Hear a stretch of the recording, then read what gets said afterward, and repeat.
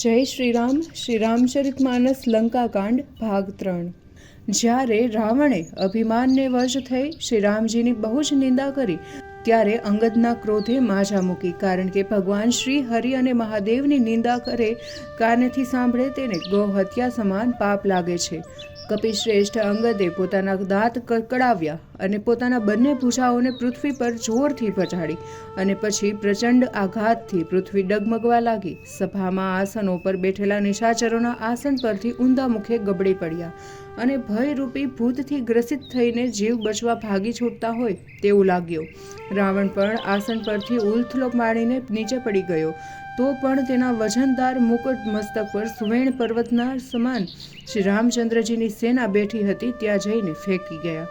પછી અંગદે કેટલાક નિશાચરોને પોતાના માથે રાખ્યા અને કેટલાકને પકડીને શ્રી રામજીને હતા ત્યાં ફેંકી દીધા।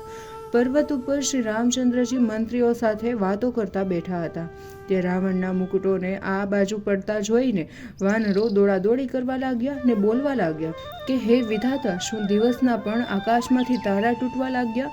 ક્યાં તો રાવણ ક્રોધે ભરાઈને કોઈ વસ્તુ ફેંકી રહ્યો છે, તે બહુ જ વેગથી આ બાજુ આવી રહી છે। આ સાંભળી પરમાત્મા શ્રી રામચંદ્રજીએ હસીને કહ્યું કે ડરો નહીં, ગભરાવ છો શું કામ? આ વસ્તુ ન ઉલ્કા છે, ન વજ્ર છે, કે ન કેતુ કે ન રાહુ છે, આ તો રાવણની સભામાંથી અંગતે ફેંકેલા રાવણના મસ્તક પરના મુકુટ છે, તે વેગથી અહીં આવી રહ્યા છે। રાવણનો મુકુટ જેના નજીક આવ્યો કે હનુમાનજીએ કૂદકો મારીને તેને હાથથી પકડી લીધા અને તેને શ્રી રામચંદ્રજીના ચરણકમળમાં મૂકી દીધા। રીછો અને વાનરો તે તરફ કુતૂહલથી જોવા લાગ્યા। આ સમયે વનમાં પથરાયેલો પ્રકાશ સૂર્ય સમાન ઝળહળી રહ્યો હતો। રાવણે ક્રોધિત થઈને કહ્યું કે આ બંદરને મારી નાખો, ભાગી ન જાય। તમે બધા ચારે બાજુ દોડીને જ્યાં ત્યાં વાનરો અને રીછો મળે ત્યાં તેને ખાઈ જાઓ। આમ કહી તે બે હાથથી પોતાના ગાલ વગાડવા લાગ્યો। સત્વરે જઈને આખી પૃથ્વી પર બંદર અને રીછ ફરી વળ્યા છે અને બંને તાપસ ભાઈઓ જીવતા છે, તેમને જીવતા જ પકડી લાવો। આ સાંભળી અંગદ બોલી ઉઠ્યો કે હે રાવણ, તને ગાલ વગાડતા શરમ નથી આવતી? હે નિર્લજ કુલ નાશક, તું ગળું દબાવીને મરી જા। મારું પરાક્રમ જોઈને પણ તારી છાતી ફાટી કેમ નથી જાતી? હે સ્ત્રી ચોર, કુમાર્ગી, મહાપાપી, મંદબુદ્ધિ અને કામી, તને સન્નિપાત થયો છે એટલે વ્યર્થ જ બકબક કરી રહ્યો છે। હે દુષ્ટ નરભક્ષી, હવે તું કાળને વશ થઈ ગયો છે, તેથી તારા હિતની વાત હવે સમજાતી નથી। શ્રી રામચંદ્રજી પ્રભુની નિંદા ફળ આગળ ઉપર મળશે। જ્યારે વાનર અને રીછોની થપાટો નિશાચરના પડશે ત્યારે તને ભાન આવશે। હે અભિમાની, આવી વાત કહેતા તારી જીભના કૂચા કેમ નથી વળી જતા? તારી એ જીભ તારા 10 મસ્તકો સાથે યુદ્ધભૂમિમાં રોડાશે, એમાં કોઈ સંદેહ નથી। હે રાવણ, તું વિચાર કર કે તે વીર નર કેવો પ્રતાપી હશે કે જેને એક જ બાણથી વાલીનો વધ કરી નાખ્યો। ત્યારે તને તો કોડા જેવી 20 આંખો છે, પણ તું છતી આંખે આંધળો છે। અરે નીચ અજ્ઞાની, તારા આ જન્મને ધિક્કાર છે। શ્રી રામચંદ્રજીના બાણ સમૂહો તારા લોહીના તરસ્યા બન્યા છે। હે કઠોળ, નિષ્ઠુર, વ્યર્થ ભાષણ કરનાર નિશાચર, તે ડરથી હું તને છોડું છું। હું તારા 320 દાંતને એકી સાથે તોડી નાખવા સમર્થ છું, પણ મને શ્રી રામચંદ્રજીનો આદેશ મળ્યો નથી।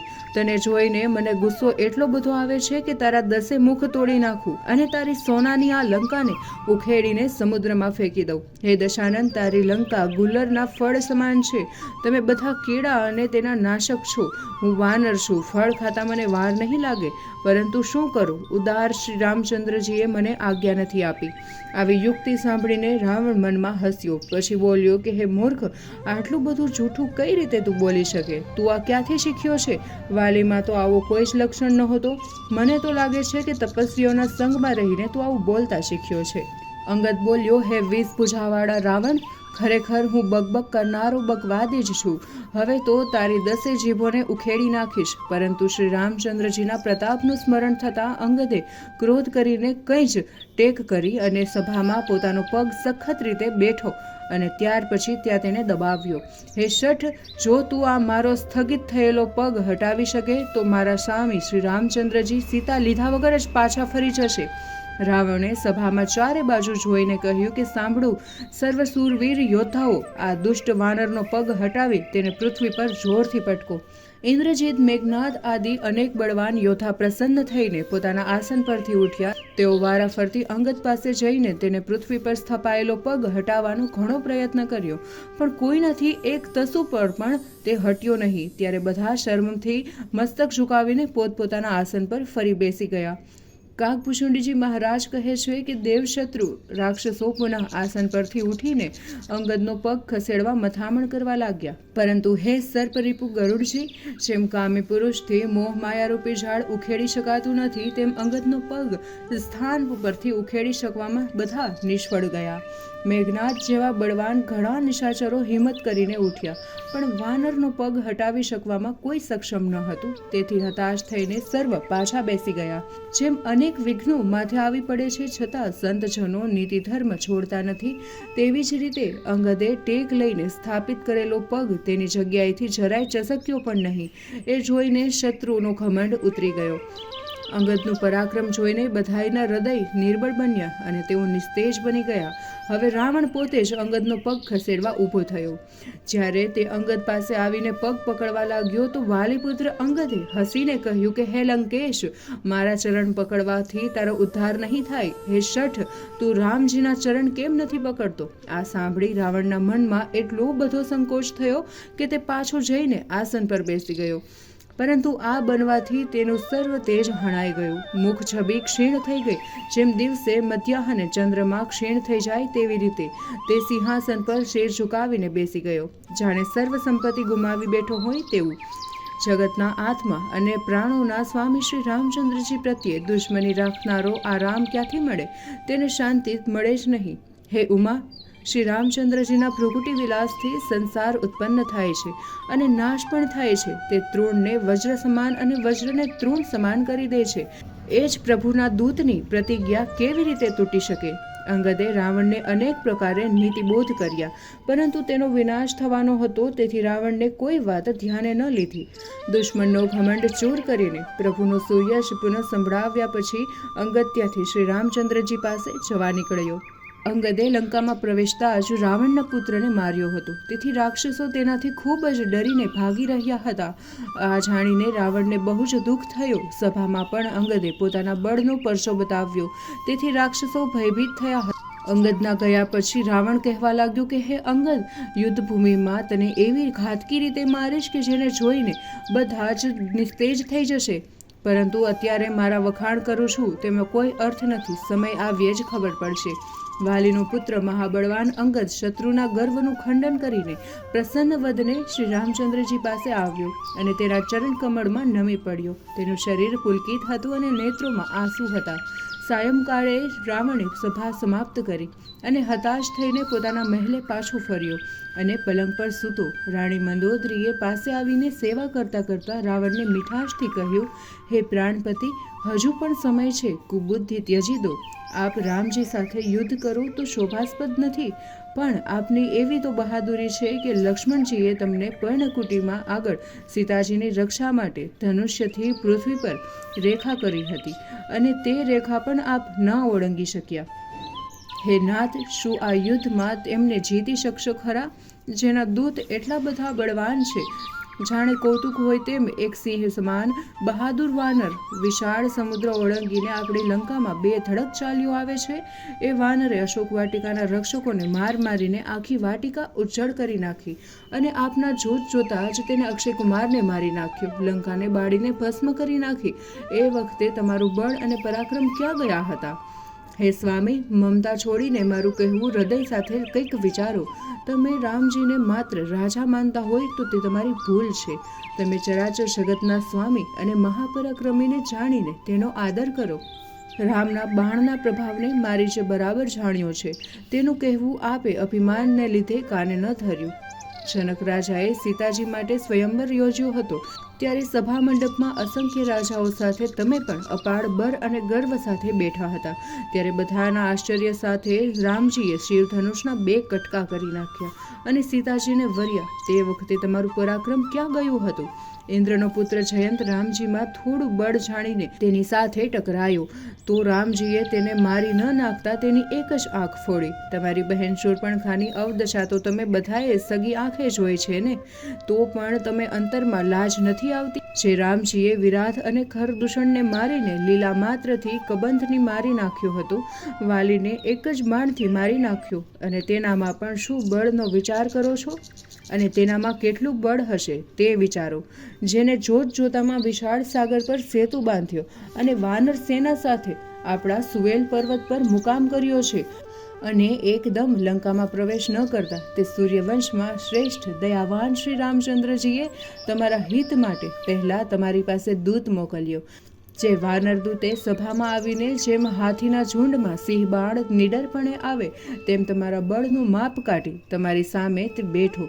એ રામચંદ્રજીના આ અંગદને હનુમાનજી જેવો જ બળવાન અને શૂરવીર સેવક સમજો. હે પતિ, તમે જ્યારે ત્યારે એ રામજીને મનુષ્ય કહો છો, પણ આપ વ્યર્થ જ માન, મમતા અને મદનો ભાર વહી રહ્યા છો. હે સ્વામી, તમે શ્રી રામચંદ્રજી સાથે વેર બાંધ્યું છે તે અંતે સર્વને દુઃખદાયક જ નીવડવાનું. કાળને વશ થવાને લીધે આટલું થવા છતાં પણ આપે જ્ઞાન ઉપજ્યું નથી.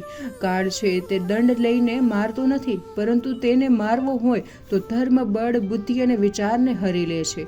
હે સ્વામી, જેનો કાળ નજીક આવ્યો હોય તેને આપ સમાન જ ભ્રમ થાય છે. તે હિતની એક પણ વાત સાંભળતો નથી. હે લંકાપતિ, આપના 2 પુત્રો માર્યા ગયા છે, નગર બળીને ખાખ થઈ ગયું છે. તે ઉપરથી દાખલો હજુ પણ સુધી ભૂલાયો નથી. તે અભિમાન છોડીને કૃપા સિંધુ શ્રી રામચંદ્રજીનું ભજન કરો, જેથી આપનું યશ નિર્મળ થશે અને તેમાં વૃદ્ધિ થશે. મંદોદરીના તીર સમાન તીક્ષ્ણ વચન સાંભળી પ્રભાત થતાં જ રાવણ ઉઠીને પોતાની સભામાં ગયો અને બધોય ભય ભૂલીને અક્કડ થઈ સિંહાસન પર આરૂઢ થયો. ત્યારે બીજી બાજુ સુવેલ પર્વત પર શ્રી રામચંદ્રજીએ અંગદને પાસે બોલાવ્યો. અંગદે આવીને શ્રી રામચંદ્રજીના ચરણારવિંદમાં મસ્તક નમાવ્યું. પછી 2 હાથ જોડીને પ્રભુ શ્રી રામચંદ્રજીના આદેશની રાહ જોતો ઊભો રહ્યો. આદરથી તેની પાસે બેસાડીને શ્રી રઘુનાથજી પ્રેમપૂર્વક બોલ્યા કે હે અંગદ, મને મોટું અચરજ થાય છે, માટે હે તાત, જે હોય તે મને સત્ય કહેજો. લંકાપતિ રાવણ સર્વ રાક્ષસોનો અધિષ્ઠાતા છે, જેના પૂજા બળ અતુલ, પરાક્રમી અને 3 લોકમાં ધાક બેસાડે તેવું છે. રાવણના 4 મુકુટ તે સભામાંથી અહીં ફેંક્યા કેવી રીતે? આ સાંભળી અંગદે પ્રણામ કરીને કહ્યું કે હે સર્વજ્ઞ, શરણાગતોને સુખ દેનારા, મેં ફેંક્યા તે મુકુટ નથી, પરંતુ રાવણના 4 ગુણ છે. હે પ્રભુ, સામ, દામ, દંડ, ભેદ આ 4 રાવણમાં હૃદયમાં વસે છે. વેદોમાં જે કહ્યા છે તે 4 નીતિ સુંદર ચરણ છે, અને તે 4 આપણી પાસે આવ્યા છે.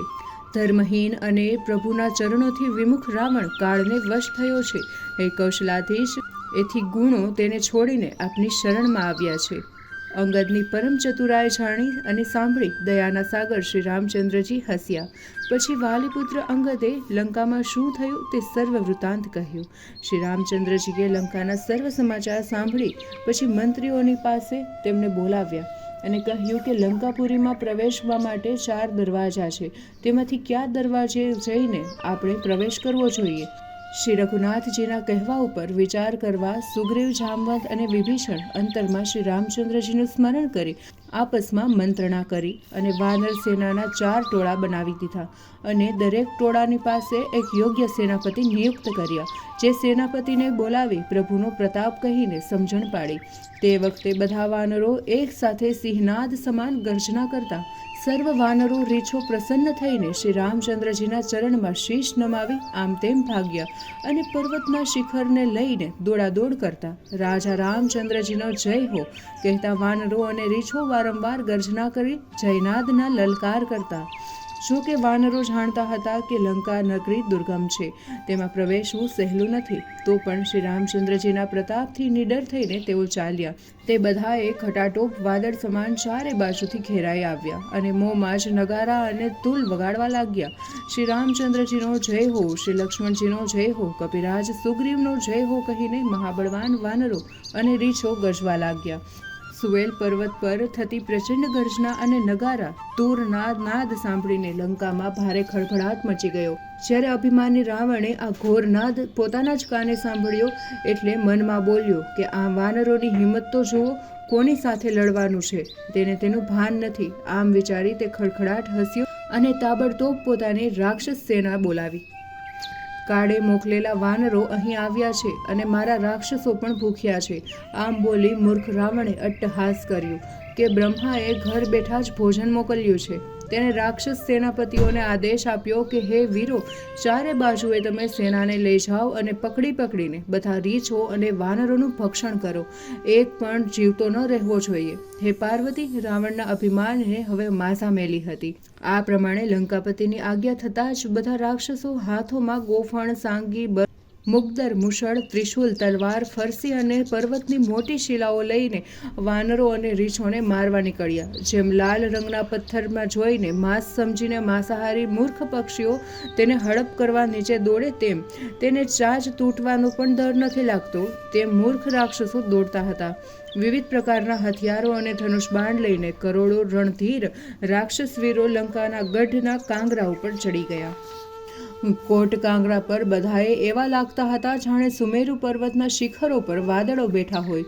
તેમને પક્ષે ઢોલ, નગારા અને રણશિંગા વાગતા હતા. તેથી રાક્ષસો વીરોને ઉત્સાહ વધી જાય. લડનારાઓને ઉત્સાહિત કરવા જાત જાતના યુદ્ધ વાજિંત્રોનો નાદ ઘોર સંભળાવા લાગ્યો કે જે સાંભળીને કાયરોની છાતી ફાટી જાય. રાક્ષસ વીરોએ લંકાગઢ પર ચડીને દૂર અસંખ્ય વાનરોના ટોળાને જોયા. ત્યારે વિશાળ શરીરવાળા રીછો પણ બહાદુર યોદ્ધા જેવા જણાતા. લડવા માટે તૈયાર થયેલા વાનરો પહાડને ફોડીને આગળ વધવા માર્ગ કરી રહ્યા હતા. કરોડો વાનરો દાંત કચડવા માંડ્યા અને વારંવાર ગર્જના કરતા. આ બાજુ રાવણનો જય જયકાર થતો ત્યારે બીજી બાજુ રામચંદ્રજીનો જય જયકાર થવા લાગ્યો. વાનરો અને રાક્ષસો એકબીજાની નજીક જતા જ જય જયકાર સાથે બંને પક્ષે યુદ્ધનો આરંભ કર્યો. નીચે ઉભેલા વાનરો પર ગઢ ઉપરથી જ રાક્ષસો પહાડના મોટા ટુકડાઓ ફેંકતા. ત્યારે આમ પહાડના ટુકડાઓ લઈને રીછ અને વાનરો ઉપર રહેલા રાક્ષસો પર ફેંકતા અને લાગ મળતાની સાથે જ ઝપટ મારીને રાક્ષસોના પગ ખેંચી ભૂમિ પર જોરથી પછાડીને ભાગી જતા. વાનરો અને રીછોના બળથી રાક્ષસો ગભરાઈ ગયા. આ જોઈને વાનરો એકાએક રાક્ષસોને પકડીને ભાગવા લાગ્યા. ત્યારે રીછોએ પણ ગઢ ઉપર રહેલા રાક્ષસોને પૃથ્વી પર પછાડ્યા. શ્રી રામચંદ્રજીના મહાપ્રતાપથી વાનરોના જૂથ રાક્ષસોને બરાબર રગદોળવા લાગ્યા. પછી અસંખ્ય વાનરો ગઢ ઉપર ચડીને એક જોરથી સૂર્ય સમાન પ્રતાપી શ્રી રામચંદ્રજીનો જય જયકાર કરવા લાગ્યા.